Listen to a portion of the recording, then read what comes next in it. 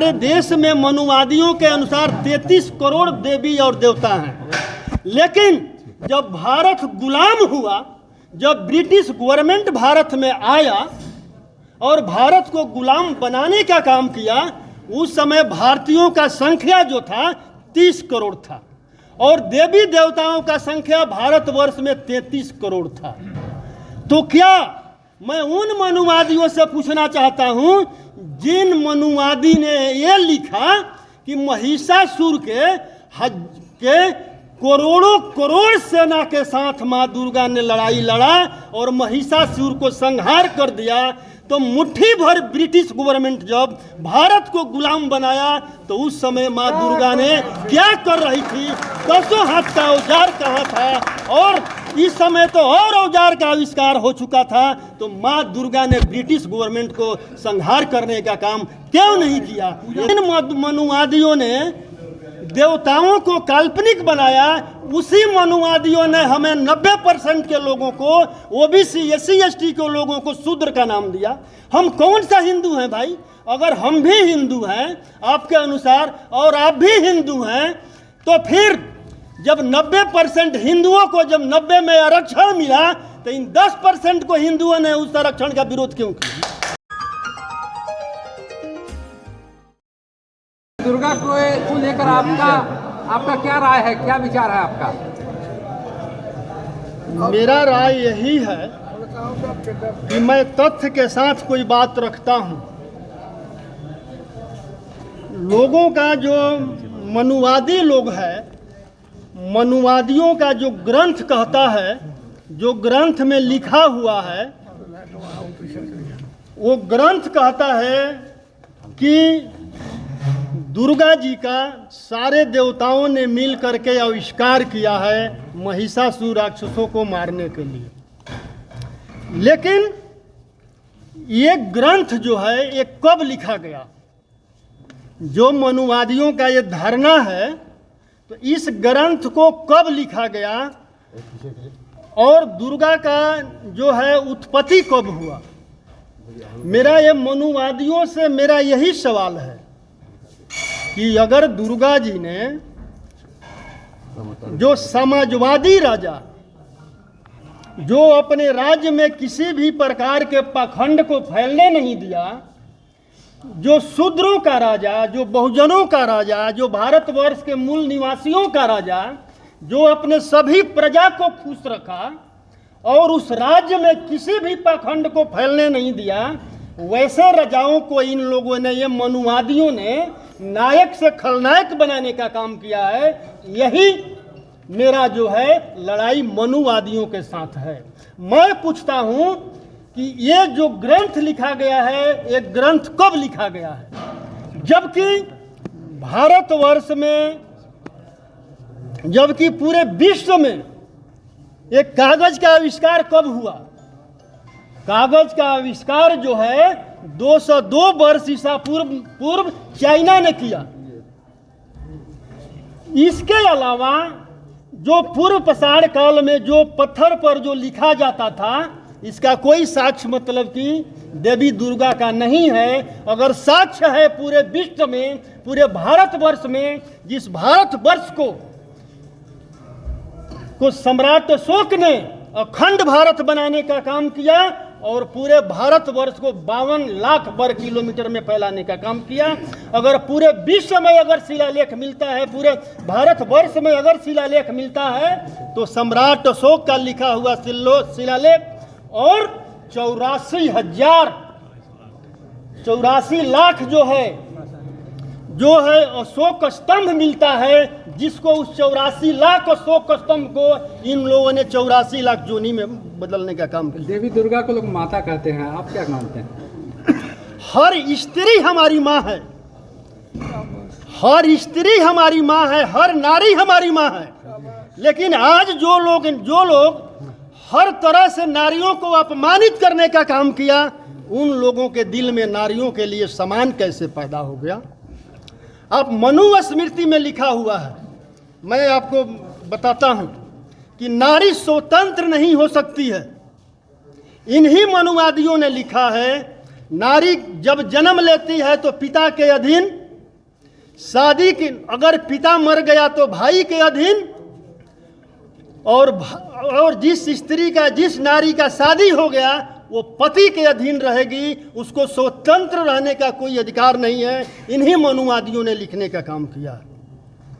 तो जिन मनुवादियों ने नारी के लिए, जिन मनुवादियों के दिल में इतनी नफरत फैला हुआ है, उन मनुवादियों के जबान से आज नारी का सम्मान जो है, जो सम्मान का बात करते हैं, उससे सीधा जो है समझ में आता है कि दिल में कुछ और है, जुबान पर कुछ शंकर और। जी और दुर्गा जी को लेके आपने कुछ बताया था, दोनों के संबंध में। मैंने कहा कि सारे देवताओं ने मिलकर एक महिषासुर को मारने के लिए अपना अपना हथियार दे दिया।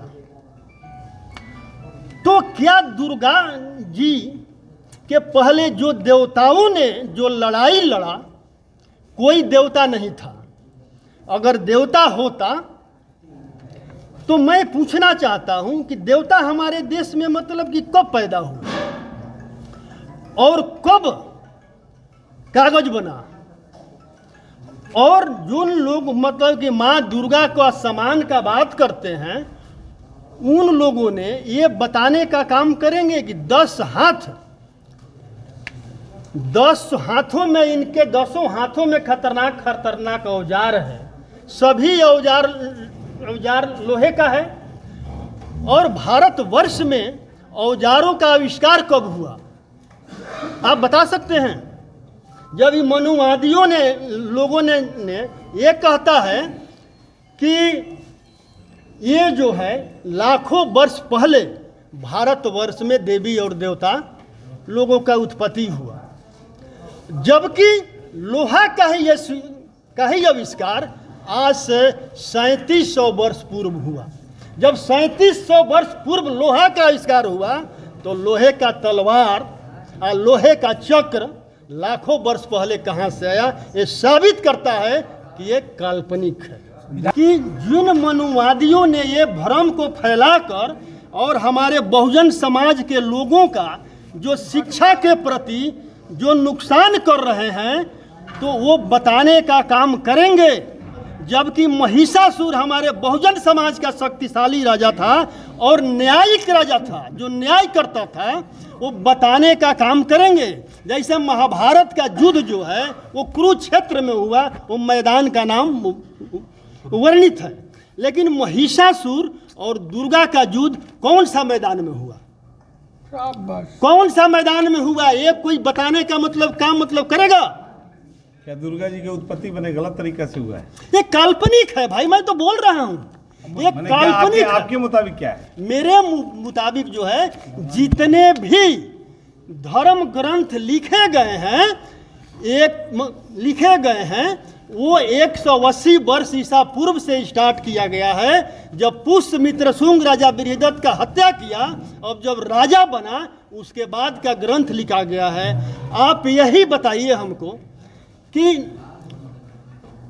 ग्रंथों के अनुसार मनुस्मृति सबसे पहले बना, मनुस्मृति ग्रंथ सबसे पहले लिखा गया। तो मनुस्मृति में जो लिखा गया है वो बात आप उसको सत्य मानते हैं?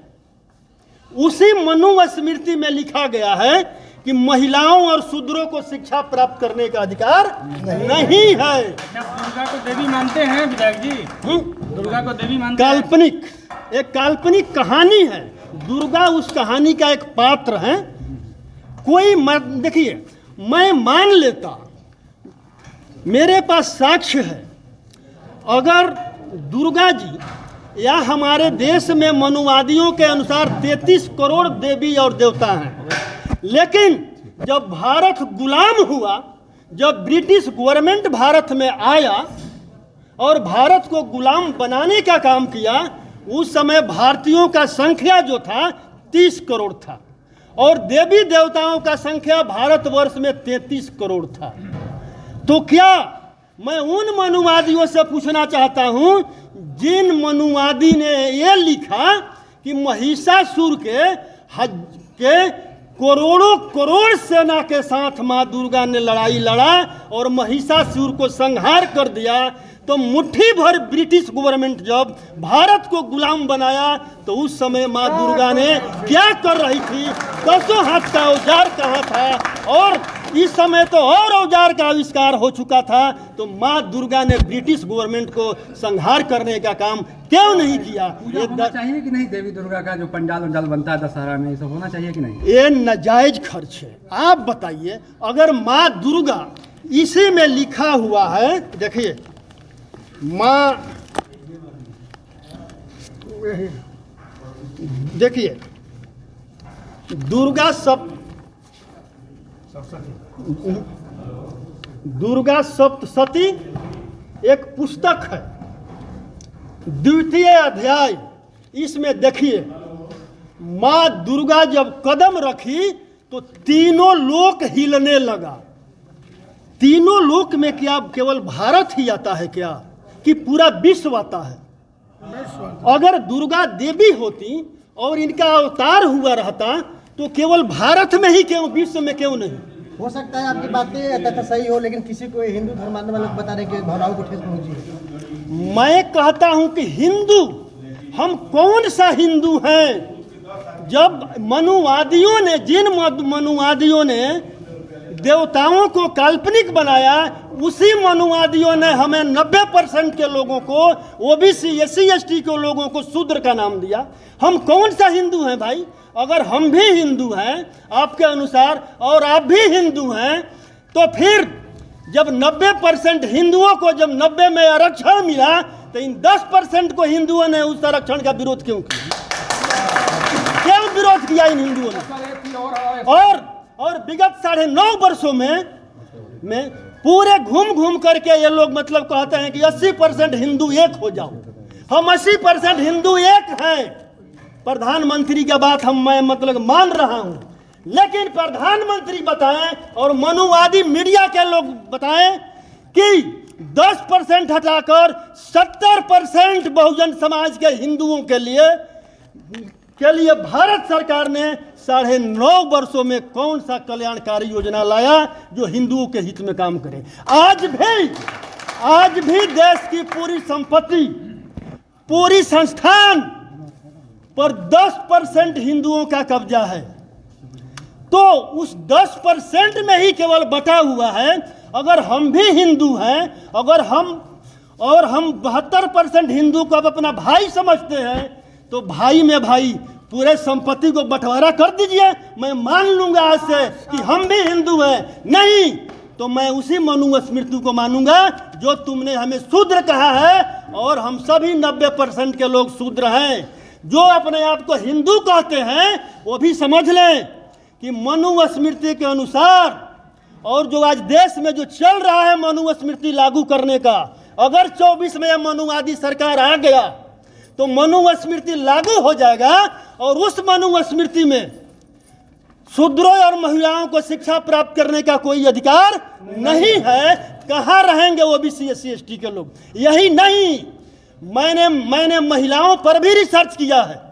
अगर महिलाओं के लिए इन लोगों के दिल में इतना ही सम्मान था, तो इन लोगों ने जब यूरेशिया से आया तो आते ही भारतवर्ष के मूल निवासियों पर इतना आतंक मचाया, और ये लोग डायरेक्ट हरा नहीं सका, तो छल से, कपट से हराने का काम किया, हत्या करने का काम किया। वही नहीं, सुनिए पहले,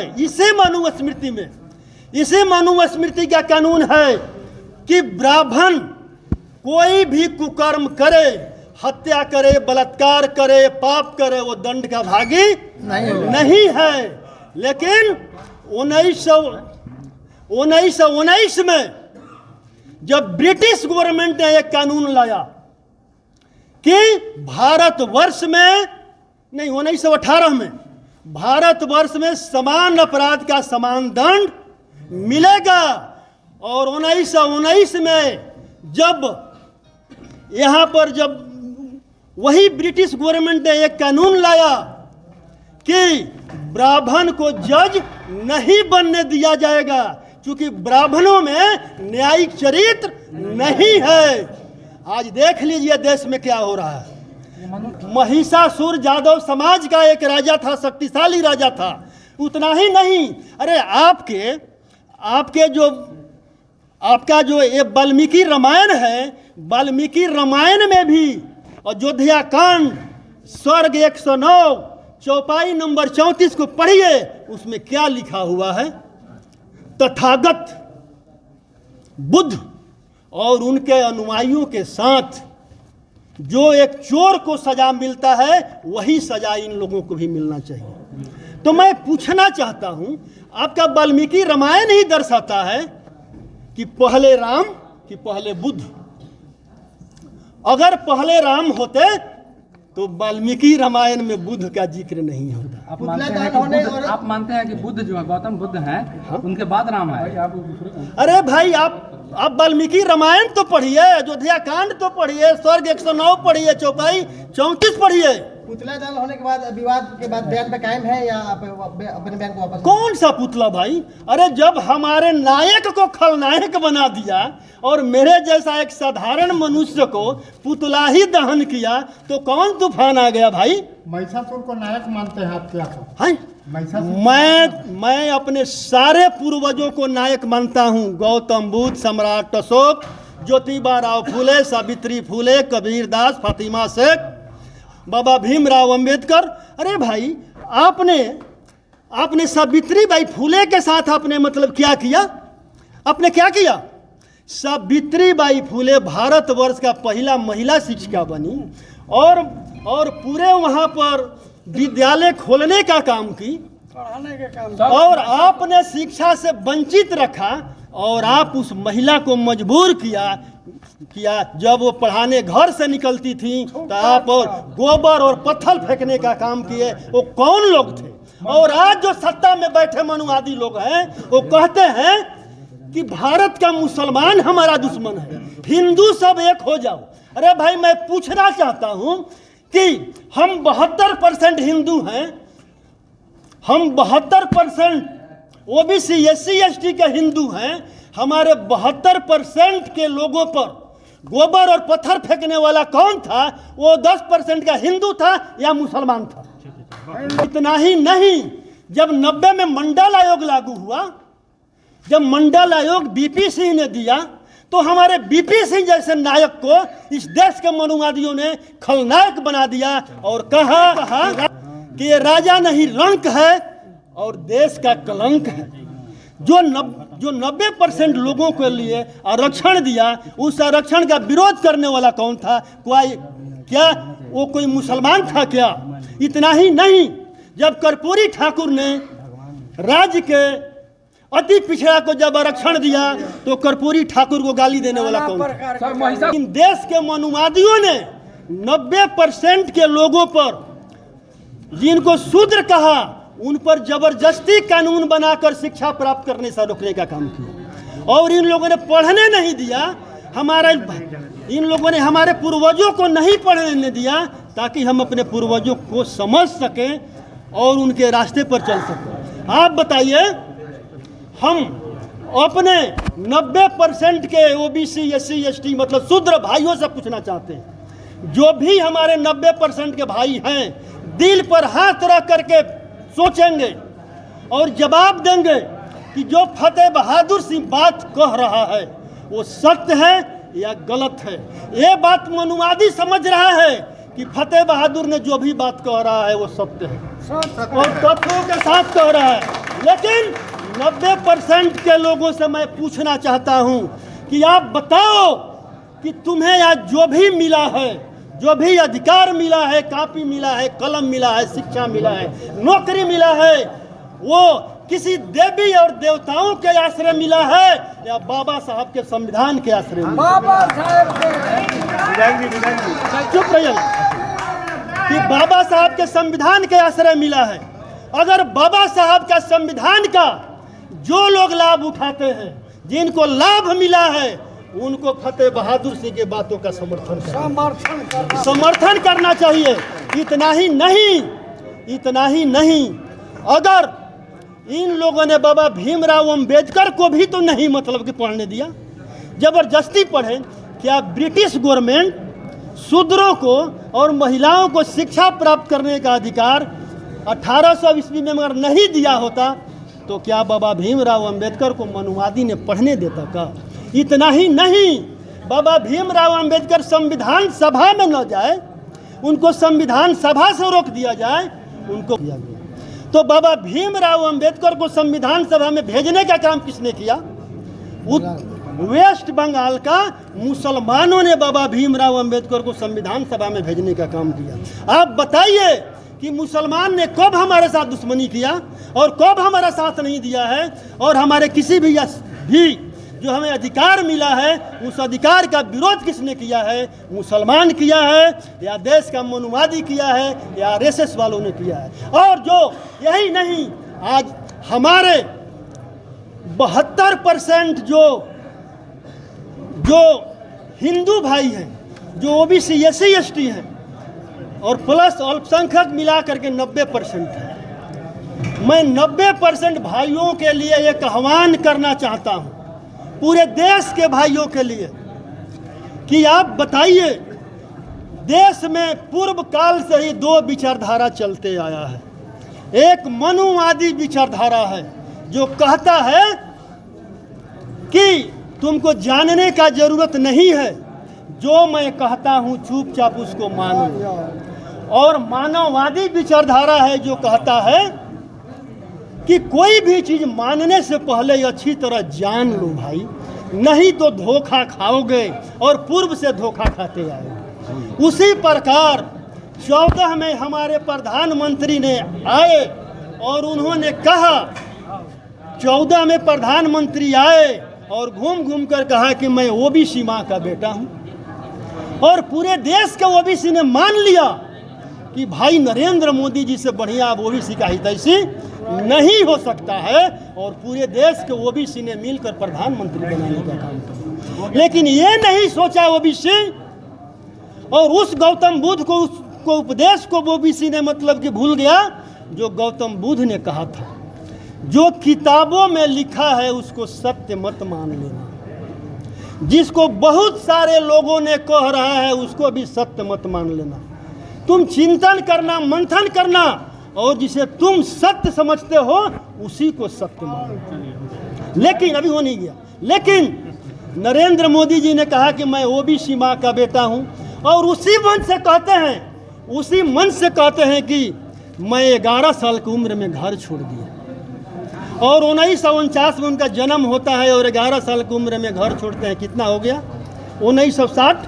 उसी मन से कहते हैं कि मैं 35 वर्ष भीख मांग कर गुजारा किया हूँ, कितना हो गया? 95। जबकि 90-91 में मंडल आयोग जो बना था, और जो मंडल आयोग के तहत आरक्षण मिला था, आरक्षण के खिलाफ जो दिल्ली से कमंडल चला था, उस कमंडल का संयोजक थे नरेंद्र मोदी। क्या ओबीसी वालों ने सोचा इस बात को कि जो ओबीसी है वो ओबीसी के आरक्षण का विरोध कैसे कर सकता है? इतना ही नहीं, जब अपने मुंह से वो सारी बात कबूल कर रहे हैं और फिर बीच में कह रहे हैं कि मैंने ट्रेन में चाय बेचा, मैं प्लेटफार्म पर चाय बेचा। अरे भाई, 11 साल की उम्र में आपने घर छोड़ दिया, 35 वर्ष भीख मांगा, और अभी ग्रेजुएट, बीएड, पीएचडी तक का सर्टिफिकेट भी दिखा रहे हो। कब किया भाई तुमने? या तो आपका दिया हुआ बयान झूठा है या आप झूठे हैं। इतना ही नहीं, उन्होंने कहा कि मैं ओबीसी माँ का बेटा हूँ। तो क्या उन्होंने 9.5 वर्षों में, क्या 9.5 वर्षों में मंडल आयोग का रिपोर्ट उन्होंने मतलब नहीं पढ़ा क्या? अगर मंडल आयोग का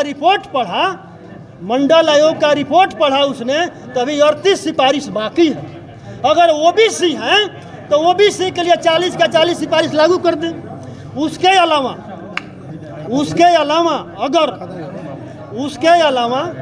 जब सुदामा कोटा को 10% आरक्षण देकर, जब 50% को रिस्ट्रिक्शन को तोड़ ही दिया है, अब जातीय जनगणना भी हो गया है भाई। हम 90% का मतलब नेतृत्व करते हैं। जब 10% वालों को 10% दे दिया है, तो 90% वालों को 90% दे दो। साथियों, नेशनल जनमंच को सब्सक्राइब करें, साथ ही बेल आइकन की घंटी को बजाएं।